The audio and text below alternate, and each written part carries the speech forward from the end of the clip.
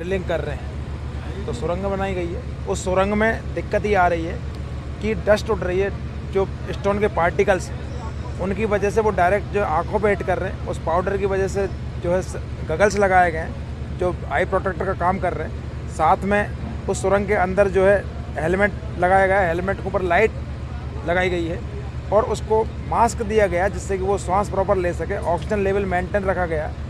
दिक्कत ये आ रही है कि जो भी डिब्रीज निकल रही है वो सब नुकीली हैं, बिल्कुल 100% उसमें स्टोन है जो भी मजबूत है और हम एक लेयर पे चल रहे हैं इसलिए वो कम भी नहीं हो रहा है। ये सॉलिड रॉक होने की वजह से बहुत सारी परेशानियों का सामना करना पड़ रहा है और उसकी वजह से अभी हमने 3 रेस्क्यूअर अंदर डाल रखे हैं। एक जो है चिपिंग हैमर चला रहा है, उसमें 3 टाइप के चिपिंग हैमर होते हैं, स्मॉल, लार्ज और मीडियम।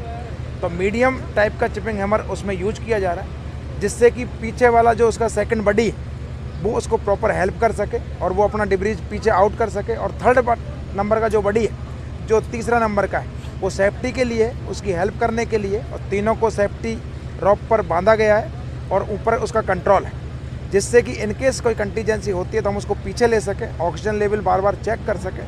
अंदर का टेम्परेचर लगभग 30-35 डिग्री है, तो जैसे ही बाहर आ रहा है उसको हम कंबल उड़ाते हैं, दूध पिलाते हैं जिससे कि उसकी तबीयत ख़राब ना हो जाए और दोबारा के लिए अंदर जाने के लिए तैयार हो सके। उनका 3 बॉडी इसलिए लगा रखें कि यदि उसमें से हम एक जब रेस्क्यूअर को ऊपर लाते हैं तो हमारा काम में कोई बाधा ना आए और काम रुके ना और काम बरकरार चलता रहे।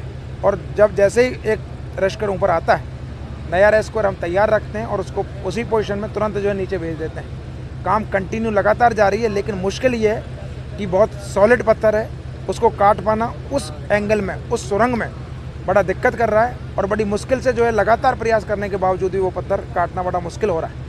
लेकिन सभी रेस्क्यूअर बड़े ज़ोर शोर से लगे हुए हैं और लगातार प्रयास जारी हैं और उम्मीद करते हैं कि जल्दी ही जो है उसको काट लिया जाएगा। लेकिन सर अभी कितना समय और लगेगा, क्योंकि 168 घंटे हो चुके हैं, अभी भी आप जो कह सकते हैं कि आपके जो टीम के मेंबर्स हैं वो सुरंग खोद रहे हैं लेकिन सफलता अभी तक नहीं मिल पाई है। कितने फीट की गहराई तक सुरंग बन चुकी है और कितना समय और लगेगा सर चेतना तक पहुंचने में? आधी से ज़्यादा सुरंग को हम जो है खोद चुके हैं। लगभग हमको 8-8.5 फीट तक अप्रोच करना है, उसमें हम लगभग जो है 5-5.5 फीट तक अप्रोच कर चुके हैं। और बाकी भाई एक्चुअल में जितने भी टाइप के इक्विपमेंट हैं हम उसमें यूज कर रहे हैं कि हम जिससे जल्दी खोज सकें और कोशिश करेंगे कि कल जो है ये ऑपरेशन कंप्लीट हो जाए।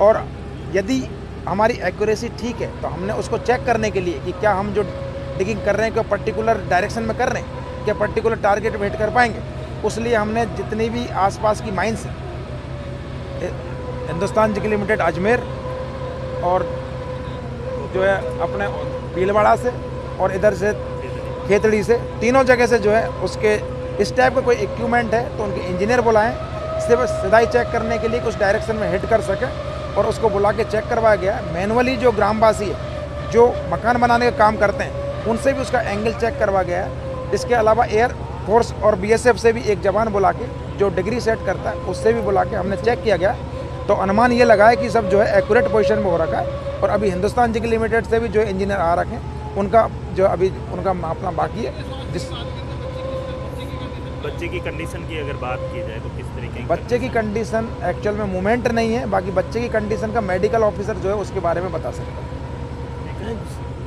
Thank you sir.